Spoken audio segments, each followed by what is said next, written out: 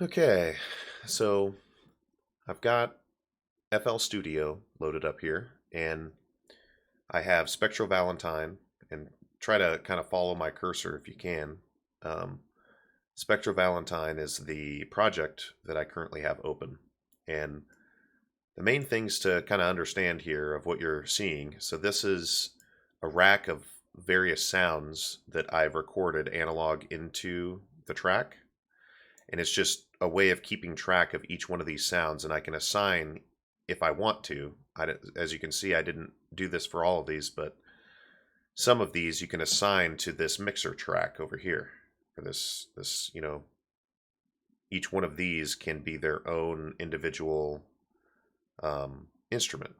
So like in this case, insert, mixer insert is better than saying track. The mixer insert here is just strictly for vocals. So anything that I have that's vocals in this track, I'll essentially, let's see.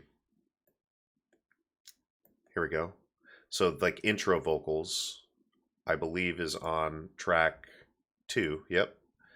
So all of these effects are added to that through the mixer insert. So just to go back through this, these are all just kind of like a list of all the tracks or these recordings or clips that I put into the track. I can assign them to a mixer insert.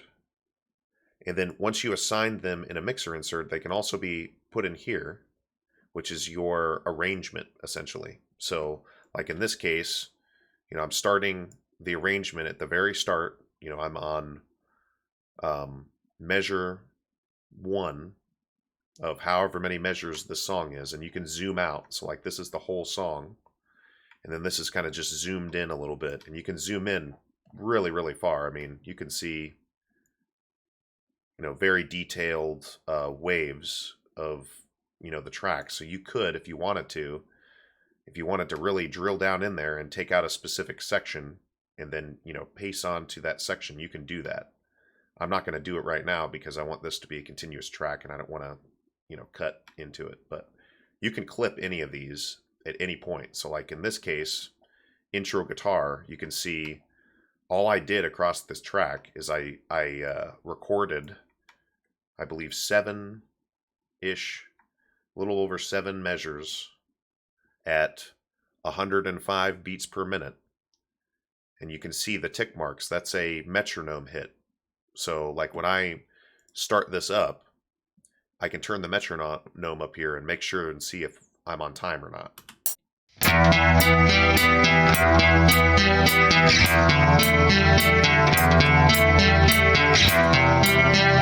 So I can hear that metronome in the background, and all it's doing is it's just playing anything as it travels along. So like down here, the drums come in. So like it goes for a while, and I'm going to turn this down a little bit while we're just recording. I always try to make my master to here, like the goal is to have it here and it not redline. But for right now, it's a little bit loud in my headphones. I kind of want to turn it down a little bit. But like when I get over here, I can move my starting point, then I hit spacebar, and now it'll be right before the drums essentially come in.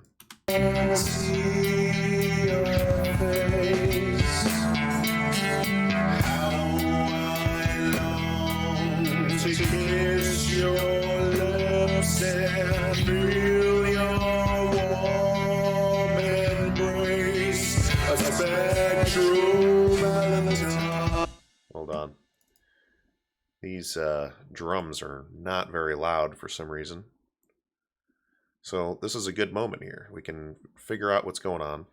Where are the drums at? They're on track 10. So why are they so quiet? That's what I want to know. Track 10. Let's look up here. Contact player.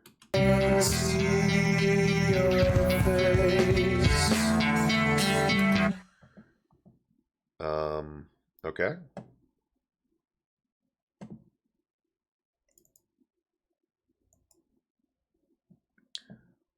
Let's turn this up a little bit.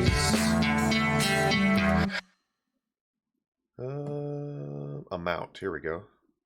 Oh wait, that's reverb. I need it to be louder. Level. Here we go. Let's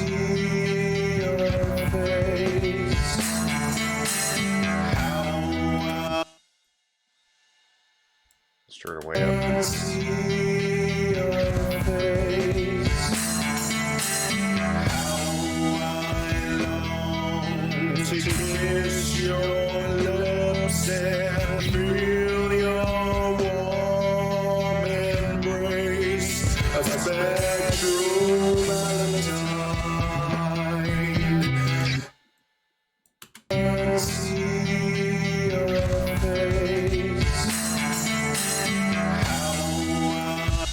Huh. Volume. Let's see if maybe the attack. Oh wow, that made it worse.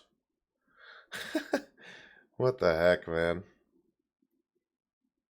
Options. Velocity. Here we go. Volume.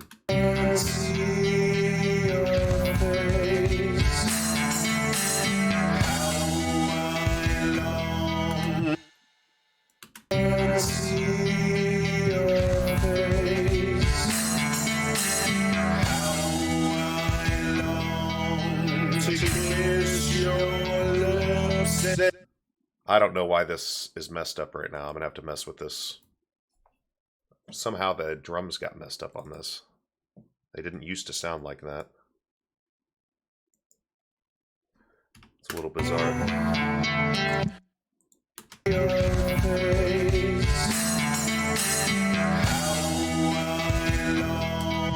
Yeah, I can't even hear the snare.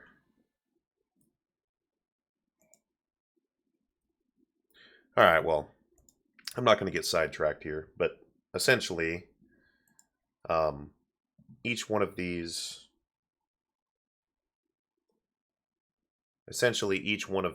is analog in. These are all digital. So like the bass, all of this bass that you can hear, and like if I can mute any of these individual tracks and we can just only hear the bass if we want to. So I'm going to mute all these. And then I'll just go over to here.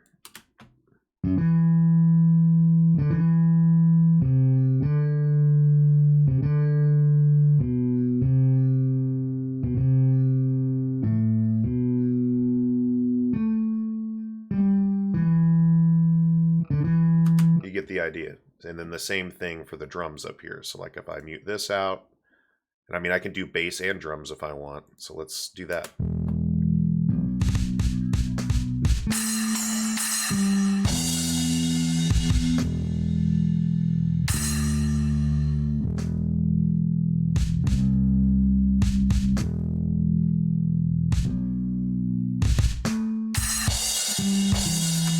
So you get the point. I can look at any particular spot on here. I can move it around. I can, adjust in specific spots for each instrument. So like I click in here and I want it to start right here because I'm looking at this spot. I can click on this window and have it come over here. I can adjust each one of these points to move around anywhere I want. Each individual note is mapped out. So it's not like it's just a pattern that somebody else made. I individually clicked to make all of these notes and then put them in time. And most of the time it's not that bad. This one kind of got a little off in the song of the regular tick mark beat. So sometimes it can be a little painstaking if you somehow get off of the tick mark beat, because you have to kind of, instead of using these lines to place your notes, you have to kind of place it wherever. But let's check out a different song here that's not going to annoy me because it's not working correctly. Let's not save that. Let's look at Bitter End. First Draft 2.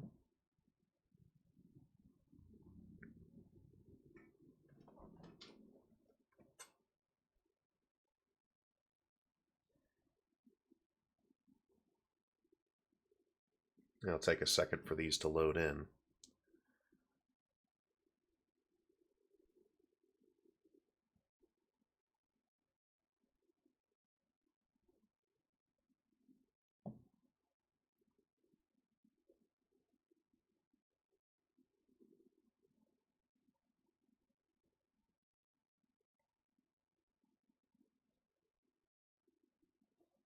Wow, taking a while. It's because I've got all these inserts that it has to find.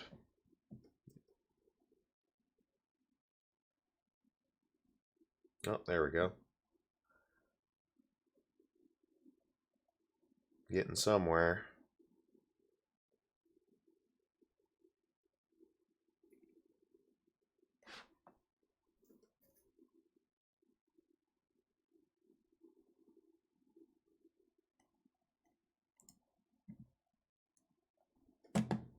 All right, so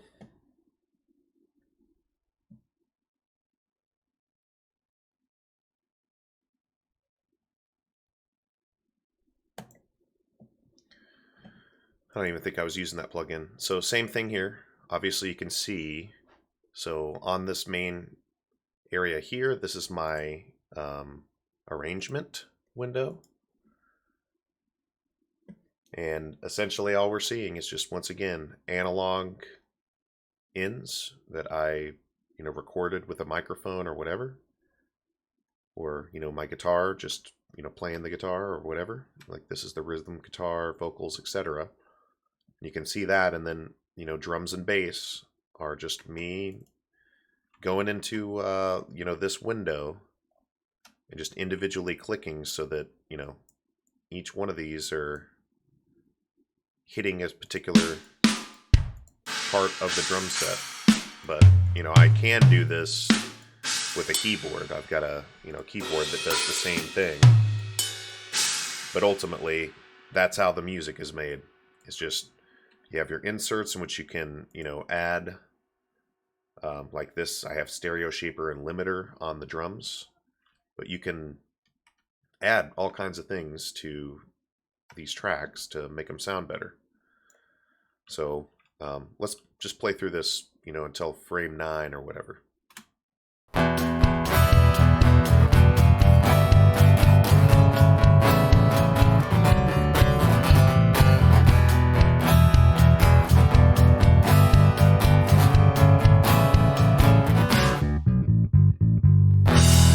feeling the furthest from myself. Whoa, whoa. Grab these pictures from the shelf. Whoa, whoa. Do you wanna help me with this pain? Whoa, whoa. Are we gonna do this shit again? Yeah. Are you gonna push? So hopefully you can kind of get an idea of what's going on. I mean, you got all your levels even down here. And I think it'll be more apparent when we actually sit in front of the software. But, hopefully this gives you just a better idea of what I'm working with.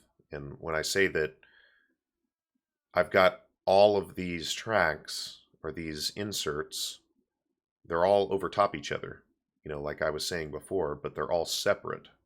And I don't have the equipment to record multiple tracks at the same time. I can only do one single out track at a time with my current recording method. So this is how it's made. I start off with, in this case, I started off with rhythm guitar, and then I did vocals. I sent off the bassline track, and then after the bassline track was sent out, I then worked on getting the drums and the bass, and I just clicked each individual one of those, this whole thing, I made in this area over here. When I first started, I was like, well, what do I do here? And I just kind of focused on this portion of the track from here to about 9 and just experimented around to throw in drums a certain way until I finally got, what you heard before.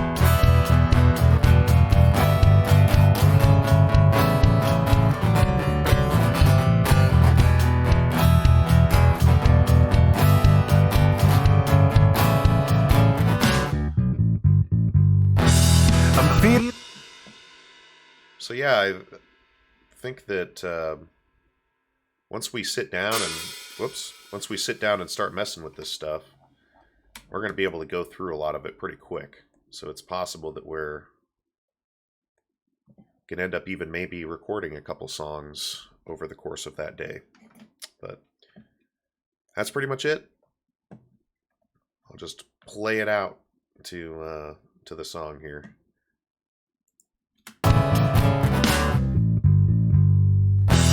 Rid my pockets of this change. I don't need that anyway. I'm starting to wonder who's deranged. Yeah. Cut these toes from my feet. Whoa. So I can fall when I leave. Yeah. Are you gonna push me to my grave?